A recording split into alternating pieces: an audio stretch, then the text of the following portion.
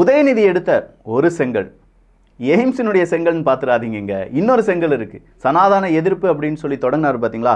அது நம்ம அப்போவே சொன்னோம், வடக்கில் பெரும் எதிர்ப்பாக மாறிடும்பா. ஆல்ரெடி நீங்கள் இண்டி கூட்டணியில் வேற, புள்ளி வச்ச இந்தியா கூட்டணியில் வேற இருக்கீங்க. அந்த புள்ளி வச்ச இந்தியா கூட்டணிக்கு கொல்லி வச்சிடாதீங்க அப்படிங்கிற பல எச்சரிக்கை எல்லாமே கொடுக்கப்பட்டது. ஆனாலும் அந்த சனாதன எதிர்ப்பு, அது வந்து டெங்கு மலேரியா மாதிரி ஒழிக்க வேண்டும் அப்படி இப்படிங்கிற பேச்சு வடக்கு முழுவதுமாக பெரிய ஒரு புயலையே கிளப்பிருச்சு அப்படின்னு சொல்லலாம். திடீர்னு அதுக்கு பயந்துக்கிட்டு இப்போ என்ன செய்ய ஆரம்பிச்சிட்டாங்கன்னா, ஒவ்வொருத்தவங்களும் இந்த இந்திய கூட்டணியை வச்சு நம்ம மக்கள் முன்னாடி நின்னோம்னா ஒருவேளை தோற்றுருவமா இருக்கும். ஸோ யார் நம்ம கூட இருக்காங்க, காங்கிரஸை கழட்டி விட்டுலாம் அப்படின்னு சொல்லி மம்தா பானர்ஜி அவர்கள் கழட்டி விட்டுட்டாங்க. ஆம் ஆத்மி கட்சியும் கழட்டி விட்டுட்டாங்க. இப்போ அடுத்ததான் நிதிஷ்குமார் அவர்கள் இருந்தாங்க. 29ஆம் தேதி நம்ம ராகுல் காந்தி அவர்கள் பீகாருக்கு போகிறதுக்கான முக்கியமான நிகழ்வு, அவருடைய நடைப்பயணம் இருக்குது பார்த்தீங்களா. 29ஆம் தேதி அவர் போகிறதுக்கு முன்னாடி 28ஆம் தேதியே அங்கே ஆட்சி மாறிவிட்டது. திடீர்னு பார்த்தா நிதிஷ்குமார் அவர்கள் பிஜேபி கூட அலைன்ஸ் வச்சுட்டு அங்கே அடுத்த முதலமைச்சராக மாறுறாராம். 3வது வருடத்தில் 4வது முறையாக பதவியேற்கும் நிதிஷ்குமார் அவர்கள். அரசியலில் இதெல்லாம் சகஜமப்பா அப்படின்னு சொன்னாலும் இந்தி கூட்டணிக்கு சரியான ஆப்பப்பா அப்படின்னு சொல்லி நிறைய பேர் பேசிகிட்டு இருக்காங்க. சரி, இது இந்திய லெவலில் அரசியல் சதுரங்கத்துக்கும் இந்திய லெவல் அரசியலுக்கும் எந்த விதமான சம்பந்தமும் கிடையாது. நம்ம லோக்கல் லெவல்லையே பார்த்துடலாமே, நமக்கு தான் நிறைய அரசியல் செய்திகள் இருக்கு. அப்போ இங்கே என்ன நடந்துட்டு இருக்கு, தொகுதி பங்கீடு அப்படிங்கிறது நடந்துட்டு இருக்கான். யாருக்கும் திமுகக்கும் காங்கிரஸுக்கும். எவ்வளவு கேட்குறாங்களாம் காங்கிரஸ், என்ன ஒரு 21 தொகுதி கேட்குறாங்களாம். 21ங்கிறத தப்பாவுன்னு நான் சொல்லலைங்க. போன முறை 9 தொகுதி கேட்டாங்க, இந்த முறை ஒரு 12 தொகுதி எக்ஸ்ட்ராவாக கேட்டு 21 தொகுதிகள். இப்போ தான் முதல் கட்ட பேச்சுவார்த்தை. 21ல் கேட்டாதான் அட்லீஸ்ட் ஒரு 9வது வந்து நிற்கும் அப்படின்னு சொல்லி வந்து நிற்பாங்க போல.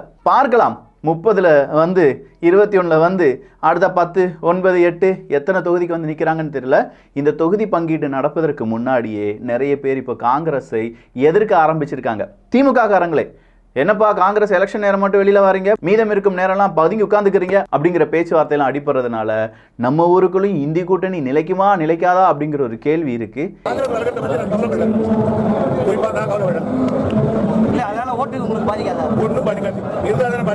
என்னென்ன செய்திகள் வந்துட்டு இருக்கு அப்படிங்கிற அப் டு டேட்டான விவரங்களை பார்த்துடலாமா. இது ஆழமான அரசியல் சதுரங்கம்.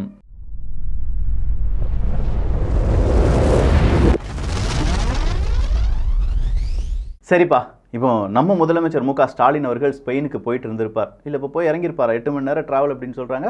ஒரு வேளை இன்னும் போயிருக்க மாட்டாரா இருக்கும். அப்போ 2019ல் ஸ்டாலின் அவர்கள் எதிர்கட்சி தலைவராக இருந்தார் பார்த்தீங்களா, அந்த நேரம் ஒரு ட்வீட்லாம் போட்டிருப்பார்ல. நான் தான் சொன்னேன்ல, இது சோஷியல் மீடியா காலம் அப்படின்னு சொல்லி. நம்ம டிபி ட்ரூப்ஸுக்கு எல்லாருக்கும் தெரியும் இது சோஷியல் மீடியா காலம்னு. சவுக்கு சங்கர் அவர்களும் தேவையில்லாமல் அந்த பழசெல்லாம் எடுத்து நோண்டி விட்டு நொங்கு பார்க்குறாரு. என்னன்னு பார்த்தா, முதலமைச்சர் எடப்பாடி பழனிசாமி வெளிநாடு செல்வது தமிழ்நாட்டுக்கு முதலீடுகளை திரட்டுவதற்கா அல்லது அவருக்கான முதலீடுகளை திரட்டவா?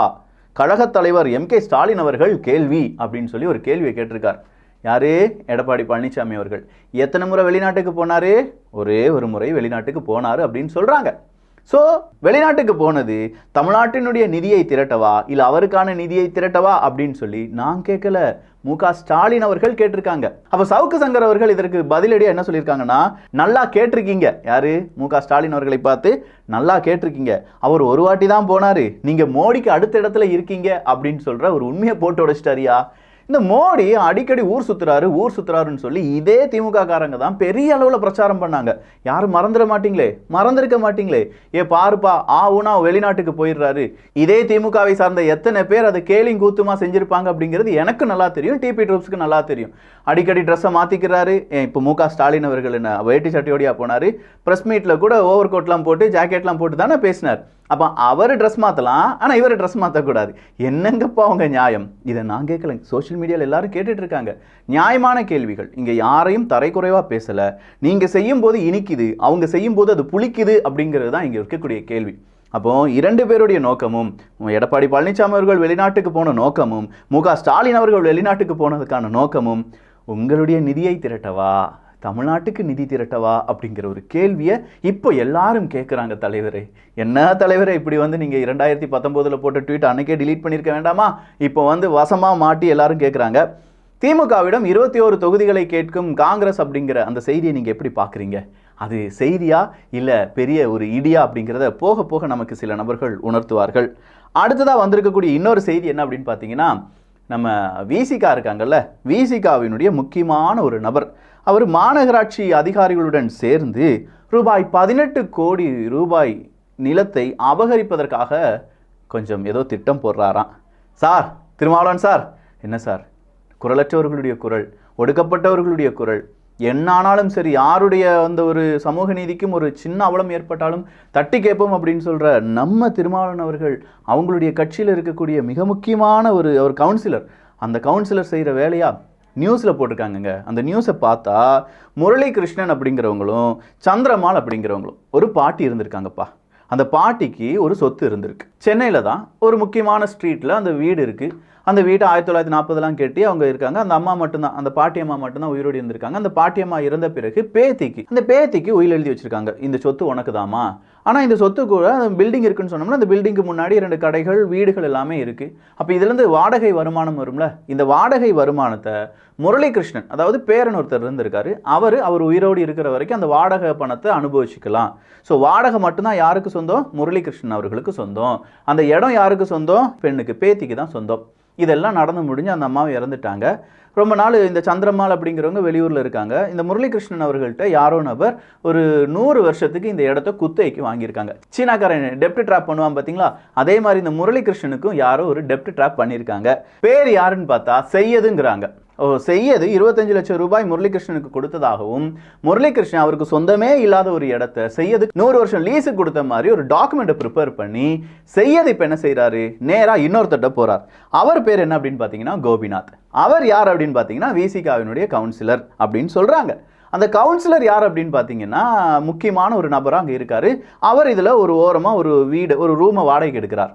எது? இந்த பில்டிங்கில், அந்த பாட்டியம்மா பில்டிங்கில் வாடகைக்கு எடுக்கிறார். அங்கே கட்சி அலுவலகத்தை வைக்கிறார். இந்த கட்சி அலுவலகத்தை முதல்ல ஒரு சின்ன ரூம் எடுத்திருந்தவர் திடீர்னு 2-3 வீடுகளை எடுத்து பெரிய ஒரு அலுவலகமாக திறப்பதற்கு திருமாவளவன் அவர்களை கூப்பிடுறாங்க. திருமாவளவன் அவர்களும் ஐயோ நம்ம கவுன்சிலர் கூப்பிட்டாரு, கோபிநாத் கூப்பிட்டாருன்னு சொல்லி ஓடி ஓடி வரார். அப்படி வரும்போது அங்கே மக்கள் எல்லாரும் எதிர்ப்பை தெரிவிக்கிறாங்க. ஏன்னா இவ்வளோ மக்கள் வாழ்ந்துட்டு இருக்கிற பகுதியில் நீங்கள் அரசியல் கட்சிக்கான ஒரு ஆஃபீஸை தொடங்குறீங்கன்னா அது கண்டிப்பாக எங்களுக்கு பிரச்சனையாக மாறும், நீங்கள் ஆஃபீஸை திறக்கக்கூடாதுன்னு சொன்னோன்னே திருமாவளவன் அவர்கள் என்ன செஞ்சிடறாங்க, இந்த ஆஃபீஸை திறக்காமல் போயிட்டாங்க. அதன் பிறகு இவர் மாநகராட்சி திட்டக்குழுவில் வேற இருக்காராம். யாரு? இந்த விசிகாவினுடைய கவுன்சிலர்னு சொல்லக்கூடிய கோபிநாத் அவர்கள். அப்போ இவர் என்ன செய்கிறாருன்னா 1940களில் கட்டப்பட்ட அந்த வீட்டை இடிக்கணும் அப்படின்னு சொல்லி மாநகராட்சி ஒரு லெட்டரை கொடுக்குறாங்க. ஏன்னா அதில் நிறைய முறைகேடுகள் நடந்திருக்கு அப்படிங்கிறது தான். 1940ல் 2024 முறைகேடா என்னப்பா அப்படின்னு சொல்லி இவங்க என்ன செஞ்சுருக்காங்க, அதாவது அந்த சந்திரமாலனுடைய ஃபேமிலி அவங்களுடைய லாயர்ஸ் எல்லாம் சேர்ந்து இதை அப்பீல் பண்ணியிருக்காங்க. அப்பீல் பண்ணும்போது வேண்டாம், இடிக்க வேண்டாம்னு சொல்லியிருக்காங்க.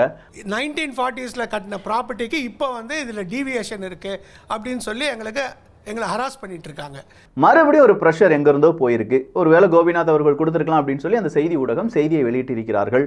அப்போ அவங்க என்ன சொல்கிறாங்கன்னா, திட்டக்குழு சார்பாக இந்த கோபிநாத் அவர்கள், அதாவது விசிகாவினுடைய கவுன்சிலர் கொடுத்த அந்த ஒரு புகாரின் பேரில் தான் மாநகராட்சி மறுபடியும் இந்த இடத்தை இடிக்க சொல்கிறாங்க. இப்போ இந்த வீட்டை இடிக்கிறதுனால இவருக்கு என்ன நடக்க போகுது? அந்த இடத்தையே 100 வருஷம் லீஸுக்கு இவங்க எடுத்திருக்காங்கல்ல, விசிகாவினுடைய ஒரு அலுவலகத்தை தொடங்கிடலாம்ல அப்படிங்கிற மாதிரி 18 கோடி ரூபாய்க்கு சொத்து ஆட்டை போடுறதுக்காக 2-3 பேர் சும்மா சுத்து போட்டுக்கிட்டு இருக்காங்க. அதுவும் விசிகாவினுடைய ஒரு அலுவலகம் அங்கே வரப்போகுது அப்படின்னு சொல்லும்போது இது மிகவும் கேள்வி கேட்க வேண்டிய கேவலமான செயல். இதுக்கெல்லாம் ரஞ்சித் அவர்கள் கண்டிப்பாக குரல் கொடுக்க வேண்டும். ஏன்னா ஒடுக்கப்பட்ட நபர்களுடைய வீடுகளை காலி பண்ணும்போது ஏயா கவர்மெண்ட் இப்படி செய்கிறேன்னு சொல்லும்போது யாருடைய வீட்டையோ கள்ளத்தனமாக 18 கோடி ரூபாய் ஆட்டையை போடுறதுக்கு இப்படி ஒரு கவுன்சிலர் இருக்கார் அப்படின்னு சொல்லும்போது, அதுவும் நம்ம சப்போர்ட் பண்ணுற பார்ட்டியை சார்ந்தவர் அப்படின்னு சொல்லும்போது ரஞ்சித் அவர்களுக்கு கண்டிப்பாக ரோஷமெல்லாம் வந்திருக்கணும். இந்நேரம் வந்திருக்கு, அவர் கண்டிப்பாக எதிர்ப்பை தெரிவிப்பார் அப்படின்னு சொல்லி நம்ம நம்புவோம். சரி, உடனே இந்த செய்தியை வெளியிட்ட அந்த செய்தி ஊடகம் என்ன செய்யுதுன்னா, அங்கே இருக்கக்கூடிய விஓக்கெல்லாம் கூப்பிட்டு கேட்குறாங்க என்ன நடக்குது அங்கே அப்படின்னு சொல்லி. இல்லை சார், இதுக்கும் அந்த கோபிநாத் அவர்களுக்கும் எந்த சம்மந்தமும் கிடையாது. ஆனால் நிறைய அரசியல்வாதிகள் என்ன செய்கிறாங்க, அந்த வீட்டுக்கு ஆட்டையை போடுறதுக்கு காத்துட்டு இருக்காங்க அப்படிங்கிற உண்மையை வேற உளறிட்டார். சரி, நிறைய பேர் பேசுறாங்க சார். அந்த பில்டிங் டிஎம்கே வட்டத்தில் முன்னாடி வட்டத்தில் ஒருத்தர் பேசுறாரு, பேசுறாங்க. அப்படின்னா உங்கள் வீடு சென்னையில் எங்கேயாவது இருக்குது, நீங்கள் வெளியூரில் எங்கேயாவது இருக்கீங்க, உங்கள் இடம் கோயம்புத்தூரில் எங்கேயாவது இருக்குது, உங்கள் இடம் திருநெல்வேலியில் எங்கேயாவது இருக்குது, நீங்கள் வெளியூரில் இருக்கீங்க, அதுக்கு சரியாக நீங்கள் பராமரிக்கலை, அதை சுற்றி பார்க்கறதுக்கு யாரும் இல்லைனா நாளைக்கு உங்கள் பேரில் அது இருக்கிறதுக்கான வாய்ப்புகளே கிடையாது. அந்த பாட்டியம்மா சொத்து 18 கோடி ஆட்டையை போட்டுட்டு போகிறதுக்கு இங்கே பல அரசியல் கட்சி தலைவர்கள் தயாராக இருக்காங்க அப்படின்னு சொல்லும்போது நம்ம சொத்து எவ்வளவு நமக்கு இன்றைக்கி வேல்யூ தெரியலனாலும் அது 10 லட்சம் ரூபாயாக இருந்தாலும் அவன் ஆட்டையை போடணும்னு நினச்சா ஆட்டையை போட்டுருவான். இன்னைக்கு இந்த செய்தியை நம்ம 4 பேருக்கு சொல்லணும்னா உங்களுடைய சொத்து உங்களுடைய சொத்தாவே இருக்காது. இன்னைக்கு நீங்க பெரிய ஒரு முதலாளியா இருப்பீங்க, உங்களுடைய குழந்தைக்காக நீங்க நிறைய சேர்த்து வச்சிருப்பீங்க.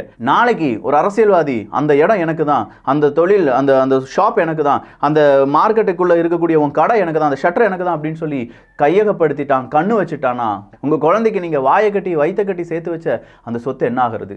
இன்னைக்கு அந்த அம்மாவுக்கு நடந்தது நாளைக்கு நமக்கு நடக்கிறதுக்கு எவ்வளோ நேரம் ஆகும்? இதெல்லாம் தடுக்கணும்னா நாம் பேச ஆரம்பிக்கணும். எவனுக்கையோ சொத்து தானையா போகுது, இதுக்கெல்லாம் நம்ம பேசிகிட்டு இருக்க முடியுமா விக்கி அப்படின்னு கேட்டால், நாளைக்கு உங்கள் சொத்து போகும்போது இதே மாதிரி தான் 4 பேர் கேட்பாங்க. இன்னைக்கு உங்களுக்கு நீங்கள் ஒரு மனிதாபிமான அடிப்படையில் இதை 4 பேருக்கு ஷேர் பண்ணி, இல்லை இதை 4 பேர்கிட்ட நீங்கள் சொல்லி ஷேர் பண்ணணும்லாம் தேவையில்லை. நீங்கள் 4 பேர்கிட்ட சொன்னாலே போதும். இப்பெல்லாம் ஆட்டை போட காத்துட்டு இருக்காங்கயா, நம்ம சொத்து எங்கேயாவது இருக்கா, அதை சுற்றி வேலி போட்டிருக்கியா, வருஷத்துக்கு ஒரு தடவை பார்த்துட்டு வந்துருமாக்கா அப்படின்னு சொல்லி இப்போவே புரிய வச்சுக்கோங்க. அவ்வளோதான். உங்கள் சொத்தை நீங்களே பாதுகாத்து கொள்ளுங்கள். வேணும்னா ஒரு ஈஸி எடுத்து பார்த்துருங்க. ஒரு 3 வருஷம் ஈஸி, ஒவ்வொரு 3 வருஷம் போகும்போதும் அதை ஈஸி எடுத்து பார்த்துட்டிங்கன்னா உங்கள் சொத்துக்கு வேறு யாராவது அதை வச்சு ஏதாவது செஞ்சுருக்காங்களா அப்படிங்கிற இன்ஃபர்மேஷன் உங்களுக்கு கிடைச்சிரும். இது சாதாரண விஷயம் கிடையாதுங்க, ரொம்ப முக்கியமான விஷயம். அப்போ இந்த 18 கோடி ரூபாய் மேட்டரை நீங்கள் 4 பேருக்கு தெரியப்படுத்துவீங்க அப்படிங்கிற நம்பிக்கை எனக்கு இருக்குது. இன்னும் சில விஷயங்கள், அதான் இந்த நெப்போட்டிசம்லாம் சொல்லுவாங்கல்ல, திமுகவில் இருக்கக்கூடிய நெப்போட்டிசத்தை அண்ணாமலை அவர்கள் பேசியிருக்காங்க அப்படிங்கிற ஒரு வீடியோ ரொம்ப வைரலாக பரவிட்டு இருக்குங்க. அது என்ன அப்படிங்கிறதையும் வேறு சில அரசியல் சதுரங்கத்தையும் நம்ம சேனல்லே பார்த்துடலாம். அரசியலை கற்றுக்கிட்டு இருக்கேன்யா, பரவாயில்ல, எனக்கும் ஏதோ ஆள் அந்த சுழி எழுதுறதுக்கு வந்துருச்சு. ஆனால் அரசியலை கற்றுக்கிற வரைக்கும் இருக்கிற இடம் தெரியாமல் இருந்துடணும்.